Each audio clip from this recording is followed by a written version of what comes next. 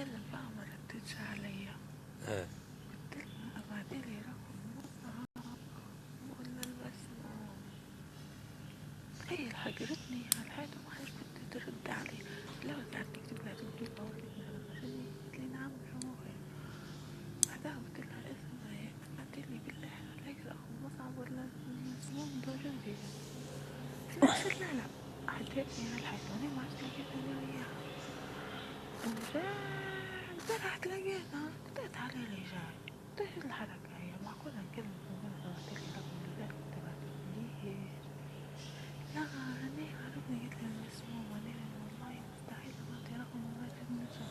بس بعيد مستحيل في حالة في موضوع ثاني لكن هذا موضوع ظرف طارئ. صح.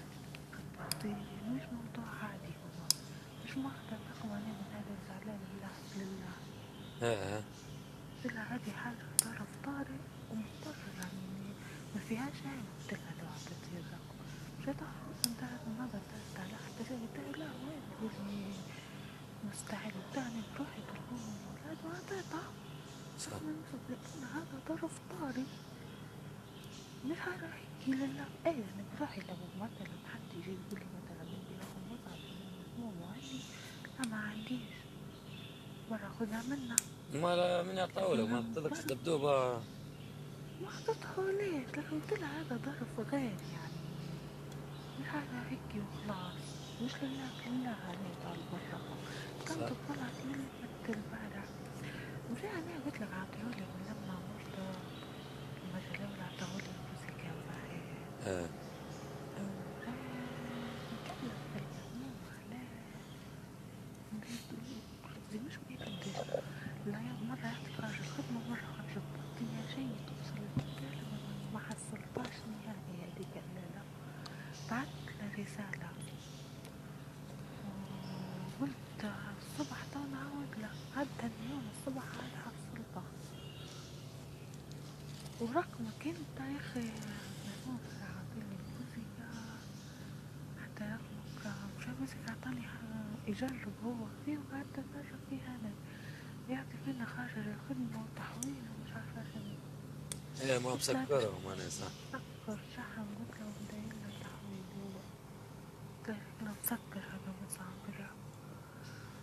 بعدنا نتصل بيك ما حصلناش على الرقم 3 يوم بس حصلت المسموع. لا لا لا بارك الله فيكم ما قصرتوا انتوا درتوا اللي عليكم شنو. لا لا سمي هي مش زميلي يعني لا مصعب. هي ما هو دقيقة يا ندور قصدي لك على اسمع حاجة. والله لو يعني احنا قروب ورجله خيين لو لا قدر الله على شي هذا صاير معي هناك راح تدوروا اكيد مستحيل. اكيد اكيد صح. هي ما نقول لك انا هي صح فطاري عادي المفروض اعطاها. ان انا لما ايه اخذت مني الرقم ما اخذتهاش مني انا رقمي انا في الاساس فهمتي. عطاها له ايه المسموع. تفضل.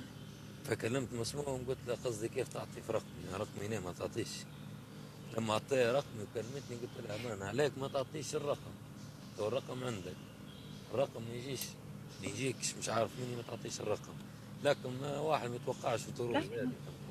الظروف زي هذه قصدي انت مش راح تجي تعرفها لو كان هي حطت الرقم الضرب زي هذا. اكيد لا لا اكيد شخص قصدي بيدير الواجب معقولة. اه معلش